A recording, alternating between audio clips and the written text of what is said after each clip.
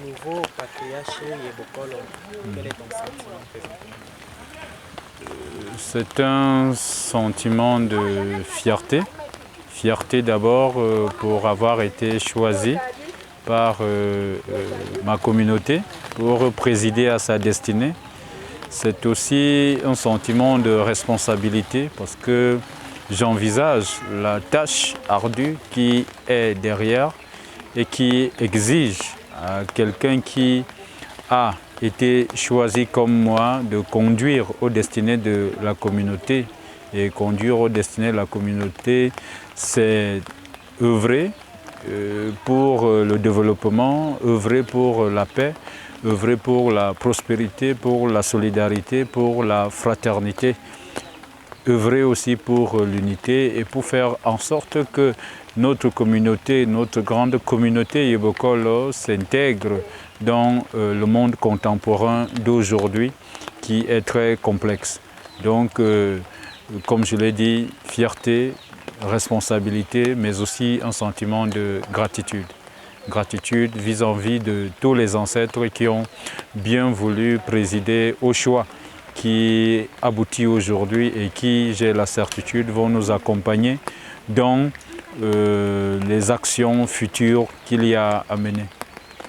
Quel est le rôle du patriarche dans une communauté comme celle-ci? Le rôle premier du patriarche, c'est la cohésion, c'est d'être le trait d'union entre les ancêtres vivants qui se trouvent dans une autre dimension et ceux des populations qui sont encore dans cette dimension afin que par cette union-là, par cette communion-là, nous puissions réaliser un ensemble de vertus que pratiquent les ancêtres de notre vivant.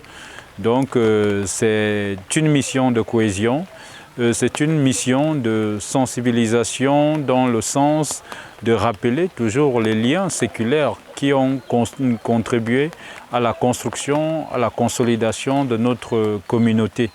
C'est aussi un travail spirituel en tant que prêtre traditionnel de participer à la purification dans tous les sens du terme pour qu'il puisse avoir un environnement propre, propice à la paix, à la prospérité et, comme je l'ai dit, toujours au développement de façon globale. D'accord. Quel est le message de fin à toute la communauté Yebokolo qui aujourd'hui célèbre son nouveau patriarche? C'est, comme je l'ai dit tout à l'heure, c'est d'abord de la gratitude. Je voudrais dire merci à toute la communauté qui a bien voulu me porter à sa tête en tant que patriarche. Mais aussi, je voudrais dire, au-delà du faste, au-delà du solennel, qu'il s'agit au fond d'un travail qu'il faut faire. Et c'est un travail qu'il faut faire avec tout le monde. C'est la raison pour laquelle j'invite toute la communauté Yebokolo à se mobiliser comme un seul homme dans la mise en œuvre d'une destinée nouvelle. Il est question pour nous aujourd'hui de régler des questions qui sont des questions foncières, de régler des questions qui sont des questions de cohésion, des questions qui sont des questions de cohabitation pacifique, des questions de concorde, d'harmonie. Donc, vous comprenez que c'est une contribution de tout le monde et c'est la raison pour laquelle j'invite la totalité du peuple Yebokolo à se mobiliser à la suite du choix qu'ils ont eux-mêmes porté aujourd'hui en ma modeste personne. Le peuple Bamoun et le Cameroun a perdu un grand roi et la coïncidence a bien voulu que le jour qu'on l'enterre, c'est le même jour qu'on intromise le patriarche Mbese. Quel est ton sentiment?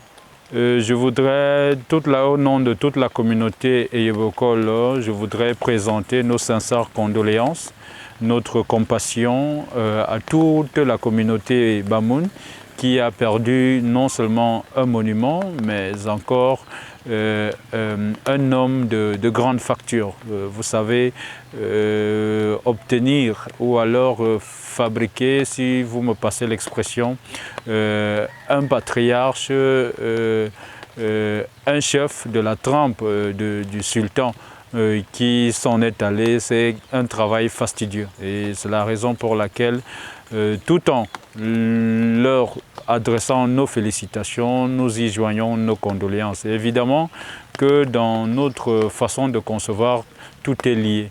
Tout est lié. Je crois qu'au moment où on fait le sacrifice ultime, le sacrifice suprême à la terre, de lui donner un homme de cette trempe-là, la terre est en droit de nous restituer ou alors de nous donner elle aussi quelque chose qui puisse nous permettre de remodeler, de reconstruire, de rebâtir. Et je crois peut-être qu'aujourd'hui, on a assisté à l'autre versant de cet événement-là, à savoir la renaissance au sein de la communauté Yebokol d'une dynamique nouvelle qui sans doute portera ses fruits.